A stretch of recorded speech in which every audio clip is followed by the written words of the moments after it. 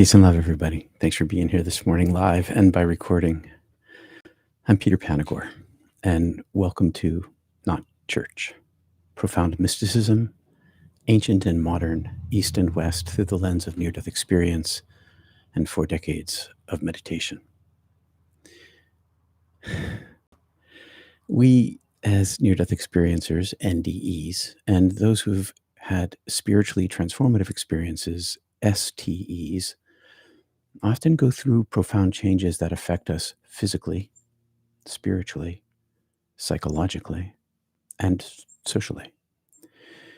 In this After Effects series, we've covered the spiritual and psychological impacts. Today, we'll continue our focus on the remaining 3 physical aspects of these experiences on our lives, continuing where we left off in the previous discussions. Near-death experiencers and DEers undergo radical transformations, which significantly impact us on multiple levels. In this journey, we've also examined the parallels between NDEs and STEs. And there's more STEers than there are NDEers. Seeing how both types of experiences can create profound life changes, making us feel born again, or, as Jesus said, born from above. Before my first near-death experience, I had 6 transformative experiences. These early encounters may have paved the way for the symptoms of transformation I experienced as a child and a teenager. We've previously discussed how the effects of STEs often mirror those of NDEs, and today we'll focus on 3 additional physical after effects and the research, from the research and some of my experiences, asking the same question we've asked for weeks now. Do these impact your lives, these after effects? Do you have these after effects? There's been all this research done inside the near-death experience community at the International Association for Near-Death Studies. This is the source of this material. You can go to iands.org. Now, scientific knowledge helps us understand who we become after these transformations and guides us through the following changes: spiritual, psychological, social, and physical. Each of us is unique in our journey, but these after effects or after gifts, thank you, Sachi, help us realize that we are not alone in our new experiences, in and as our new selves.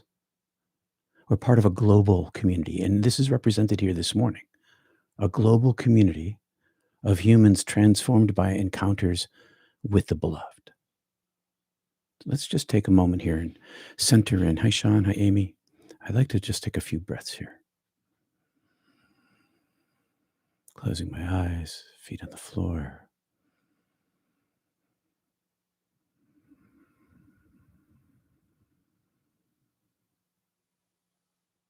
Connecting interiorly.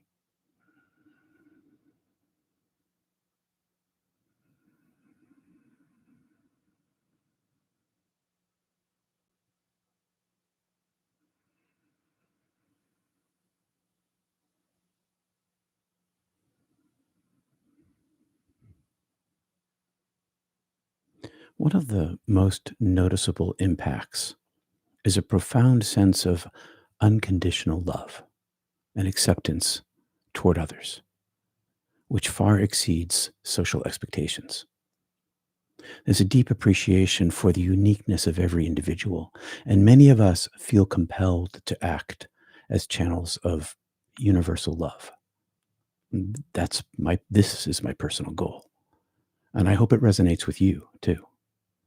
And together, we can influence the future.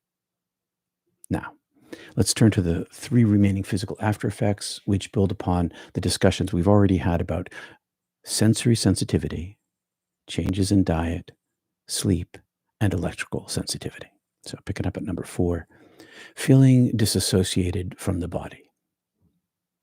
Many NDEers report a persistent feeling of detachment from their physical form. Me too. This sensation can lead to challenges relating to the physical world, as we often feel like our body is an external object rather than an intrinsic part of ourselves. This disconnection might persist for years, making engaging with the material world and our relationships as we once did difficult. When I first came back from my first NDE, I was not entirely in my body. I felt like I was above and seeing part of me live inside myself, watching me act in the world, seeing through eyes and feeling through skin that wasn't mine. And I didn't even feel the need for clothes because I was already covered wearing a human body. I still feel this way, but I'm comfortable with the arrangement now. I became integrated through a long process of interior work, and you can too. And I can help. You can contact me at www at peterpanagore.love. These changes, these being above oneself, being outside of one's own being.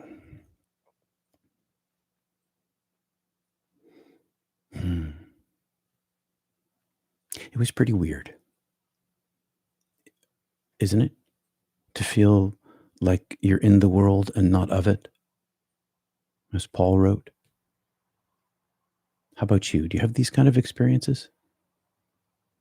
So, number 5, energy surges and metabolic changes.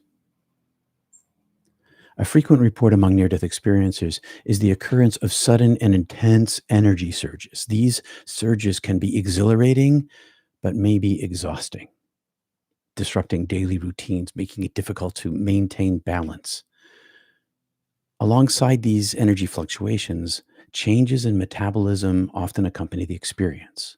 This might manifest as lower blood pressure or altered nutrient absorption rates, leading many of us to explore alternative health treatments to manage our physical state, our new physical state. We have a new physical state. So has anything like this happened to you? For those of you who have been watching by recording, you might want to pause the video here for a second and think about that for a moment. Did you have any physical after effects? And what are they? And let me know what happened to you. I've experienced 2 divine categories of energy surges in and out of the body.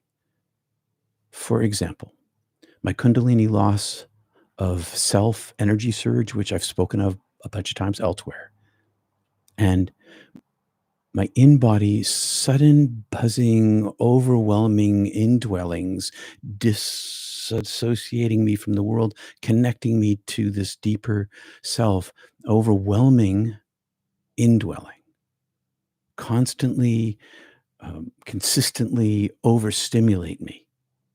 And they leave me post-experience exhausted. It's like too much energy in the battery, kapow.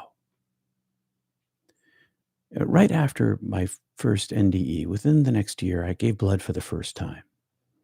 And this was the fall of 1981. And before I went in to the nurse, it was at the university, I meditated just before I went in. And when I went in and she took my blood pressure, she said to me, "Your blood pressure is extraordinarily low. Are you okay?" I said, "Yes. Yes, I am." Very low blood pressure back then. Now, of course, I'm on blood pressure medication because the body has the body thing, you know? But back then, right after, my blood pressure was super low. Now, how about you? Did you have some kind of experience like that? I'd like to know. So 6, there's this synesthesia and enhanced perceptual abilities. One of the more intriguing aspects or after effects is the development of synesthesia, where the senses blend in unexpected ways. Some NDErs see colors and we hear sounds. We see colors when we hear sounds, or taste flavors when we are seeing particular objects. Now, I don't have any of that, but some of my friends do. Additionally, many NDErs report enhanced perceptual abilities, including heightened intuition or psychic awareness. I've got that. These changes often manifest in a heightened sensitivity to others' emotions. Oh, I got that. Or even premonitions of large or small events. So, do you see sounds or hear colors? Are you suddenly hyper empathetic? You have experiences of the future before it happens? Are you dreaming those things? Are you seeing them before they happen? Let me know. I'm interested. And for me, synesthesia, make a note in the comment or the chat. For me, synesthesia and enhanced perceptual abilities are fundamentally focused on the unity of my sensory system. So I did come back with perceptual abilities, but they were a unitive thing. When I was in heaven, all of my senses, because I had no body, remember, all of my senses were unified with my thoughts and my actions and my beingness. They were all one thing. And when I came back, all of my physical senses were unified. I see with my hands. I've mentioned this before, like the eye on the palm. I see with my hands. I hear with my nose. I feel with my tongue. And I hear with my skin. My senses are unified into touching, seeing, tasting, smelling, and hearing one thing, expressed in all these different ways, but as a singular experience of energy field. In people, plants, animals, the sky, the ocean, the earth. I feel it with vitality in living organization. I feel it with vitality and living organisms. But there's nowhere that it isn't. I hear it in music, read it in poetry, see it in art, hear it in the spoken voice, see it in the light in the eyes of someone I meet. Feel it in a moment before a human touch. And this unitive sensory setup is my primary perception. But like many of us, I came back with this hyper empathy, which left me unable to distinguish between my feelings and the feelings of other people. I absorbed what they were like a sponge, what they were feeling. And then my feelings became those feelings. And it was very confusing. This had advantages, okay? It wasn't always confusing. It had advantages in amorous situations or in group celebrations. But mainly I experienced it as overwhelming. When out in public, most people mask their emotions for social reasons. But that did not prevent me from feeling what was behind the mask, which meant that in most social interactions, included the pain of the person I was meeting or the group in large group settings, there were just too many emotions. In a huge crowd, it was just overwhelming. I'd get lost emotionally, lost in a sea of other people's emotions. And they were always in fluctuation. I did with many experiences and do. I've learned to manage that. But at the time, I isolated the best I could for my own emotional self protection. Have you had to isolate for your emotional self protection? Physically pull back from a person just so you could feel your own feelings and not get entangled on some quantum thing with their emotions? There are advantages to this as well. There's perceptual advantages to this. We see what other people are feeling. And when part of the integration process is recognizing that that's not me, either my own emotions or their emotions. And nowadays, all of these after gifts, they're normalized for me. Now, I can help you learn how. So here's my summary conclusion. In these two videos, this week's and last's, we've explored the physical after effects of NDEs. These include 6 profound changes that often follow such transformative experiences: heightened sensory sensitivity, shifts in diet and sleep, electrical sensitivity, disassociation from the body, energy surges, and metabolic changes, and enhanced perceptual abilities like synesthesia. I counted wrong on my hand. I don't know if you noticed that. I was too busy thinking instead of thinking about my hand. Though challenging, these are challenging at times. These changes represent a profound transformation of our being. We are profoundly changed physically, emotionally, psychologically, and next week we'll talk about socially. For many NDEers and SDEers, these after effects are part of an ongoing personal evolution. I'm still evolving through these. It took me decades to manage them, to understand them, to live with them, to normalize them. And I'm still evolving. It's an invitation to engage more deeply in the world, in the universe, and in ourselves. Thank you, Kansi, for the super chat. Much appreciated. As we continue to navigate these after effects, we need to acknowledge the broader transformation we're undergoing. It's not just about me. It's not just about you.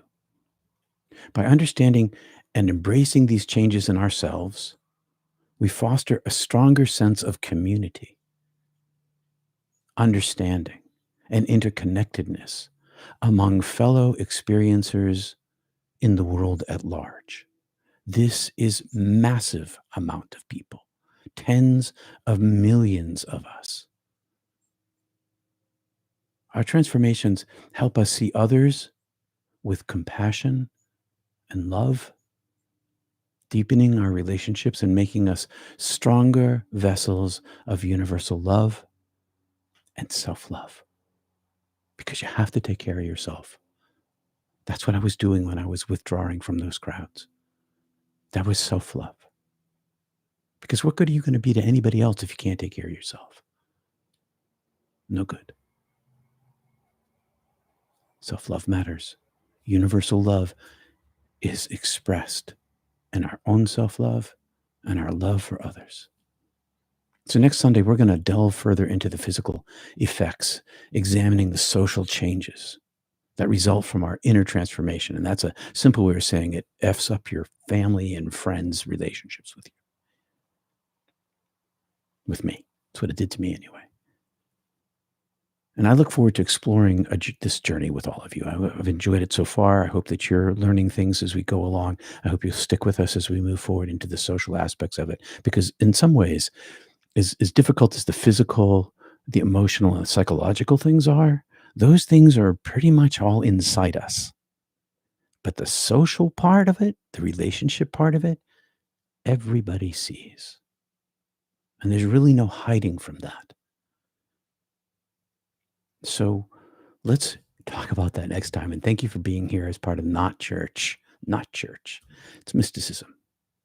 It's self-help. It's us helping each other. And if my words help you grow spiritually, please feel free to support me at peterpanagore.love and our community and what we do and the mission that we're on. And if you need to talk to me, you can go there too. All right, I'm going to skim over here and see what's happening. Thank you for including the need for self-love. You're welcome, Kristen. It's most important because if you can't, it's like a first responder going into a dangerous scene. If it's not safe for the first responder to go in and they go in anyway, then there's 2 people who are in trouble. You got to take care of yourself first. Oh yeah. Okay. So somebody asked me, what's with the fingernail? I have an ugly fingernail. It's a long story, but it's, I've been like tired of looking at it. So it needs a little more paint though. And plus, anyway, there you have it. I missed I missed this of late working, of course. Great to be here. Glad you're here, Ken C. 3 Sundays in a row. I'm glad that you're here. Hey, Pat says hi for that. Good morning. I see you all at Mystic Tea Salon. That comes up in 10 minutes. The link is in the description. It's our community time for those of you who are watching by recording or you're just showing up here for the first time on a Sunday morning while we're live. It's a safe place to talk about the things you can't talk about with anybody else anywhere. It's all the stuff we talked about here, you can talk about there with because we're all experiencers in some way. NDEers, STEers, seekers, we're all have been touched at some level, some more profoundly than others, but all of us collectively, uh, even at an intuitive level, have all experienced the touch, the finger touch of the divine. And that's something that changes a person born from above, and it makes it really difficult to talk about to other people. Like even the people I love, shh, they don't really know what I do because they're not, I don't know, they don't see like I see. And it was a lonely walk all those years, I'll tell you, which drove me interiorly, and it's the drive that went of the interior practice that made me capable, along with divine grace, primarily divine grace, of integrating. But it was the interior practice that brought me to the places where the divine grace, where I was open enough for it to um, overwhelm me. This energy surges that changed me. Every single time it changes me. I'm sure this is true for you too. I work with the public all day and have to retreat to solitude to recover from all the stimuli. So many people, so many stories and emotions. Holly, yeah. Oh, yeah. I hear you for sure. When I worked in public all the time well, even with counseling, but when I was a minister, holy simoles, um, I had to withdraw. I still withdraw. Withdrawing is a smart thing to do, and replenish yourself. Replenish yourself with the spirit, with the divine, with solitude, with quietude, with peace. It's a thing, Ollie. It for sure is. I now ponder all, for within is connection. Just look around and you will be astonished, says Robert. It's true. Michelle, do you have tools that you can share to help with these empathetic senses? Yes, I do have. I have one that I can share right now. Okay. So somebody told me this. I didn't know this. I learned this about because someone said, try this thing. He was a Jungian trained analyst. And Jung, you may know, is a near death experience was a near death experiencer. And this guy, he never had a near death experience, but he was on his journey for sure. So we never talked about it because it was too early in my career that I wasn't open about my mysticism. But this is what he told me to do: take your hands, da-da, put your hands on top of each other, but either way. I like to put my right hand right over my solar plexus, right over my solar plexus, kind of sit back and listen. This is what I would do in my office, when my clergy office, and I was counseling somebody and I was like overwhelmed with their pain, all sorts of terrible things. Put one hand, one hand.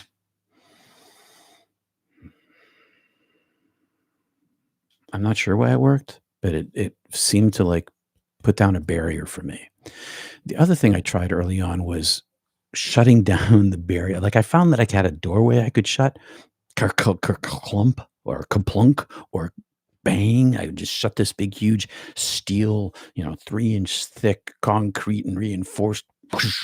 But when I did that, when I shut off my sensory perception, I felt like I was going blind in all of my other senses. It's like it shut off all of my other unitive senses. And so I found that that was not a good thing, to drop my barrier inside my head. Put up my shield. Everybody has a shield. You know how to put up your shield. You put up your shield. Mm. And then it made me blind and deaf and unable to touch, and it was very uncomfortable. And I found that that wasn't good for me. So I did this, and then the other thing that eventually worked for me over decades of practice, and I'm sorry that it takes dedication and decades of practice, but there's really no way around that, is interior single-mindedness of the single-pointedness meditation practices that we've been practicing in Kriya Yoga and elsewhere you practice. Because what happened to me is that I would be able to fill up a belly full, like pulling on a spindle of silken light thread and winding it in a spindle spindle in my belly, kind of winding the spindle in my belly, pulling down on the silken thread, and creating a store of spiritual support for myself that I then would expend through the day. But I would always run out. And then what happened one day is that it just opened up and this flow happened. And now I have this back pressure. So I still feel other people's emotional states, and sometimes I still have to withdraw. It's not a perfect system, okay? This isn't a perfect system either, and I still have to withdraw on occasion. But for the most part, when I have the presence of mind to drop inside myself in those situations where I'm being overwhelmed by other people's emotions and tap into the center of my own being, the goodness inside of me, the glowing light, the I wherein I see God, God sees me, Meister Eckhart, that when I drop into that place, I find myself feeling freed of the external emotions and only in the place of peace. And when I move from the place of peace into those exterior emotional states of these other people, I carry that with me, and so I still can feel their emotions, but I'm not as damaged by them. Now that said, it's very true. If you want to know how enlightened you are, go spend a weekend with your family. I saw my mom this week, and my mom, of course, has lots of strokes, and she has some brain things that have happened to her, but she still knows how to push my buttons. And what are you going to do? And so it's not a perfect system because we're still human beings. So meditation matters. Interior back pressure works. Hands over the solar plexus. And that was probably too long. We only have 3 minutes left here, and too long of an answer. But there you go. We can talk more about that some other time too. Lately, when I have traveled, the earth feels different in my body and sometimes has a flavor. That's wicked cool. That's synesthesia, Catherine. The flavor of the world changes. That is yow. Isolation to be able to feel my own feelings. Oh my God, yes, Jen. Yeah, for sure. There's that. Um, yes, Holly, awareness is looking out at the world, but the story of Catherine feels unreal and distant. Oh, I guess I'd have to go back and read all of those. But we're going to not do that this morning. I want to thank you for being here. And oh, Jay David, I started at 8:30. I don't know what happened. I start right at 8:30. I have a clock right here. Click, click, go. I don't know, man. I'm not sure about what that buffering and lag is, but you're definitely experiencing a buffering and lag that we've talked about. And I don't, maybe we should talk that over and see whether anybody else on the West Coast has the same problem. Anybody on the West Coast or in Belgium or in Scotland, do you experience a lag? I started right at the bottom of the hour. Did it start at the bottom of the hour for you? So let's do a little research. I love research. Okay. Peace and love. I'll see you in 2 minutes. Mystic Tea Salon. Link is in the link below. Yeah, the link is in the description below. Peace and love. Thanks for being here.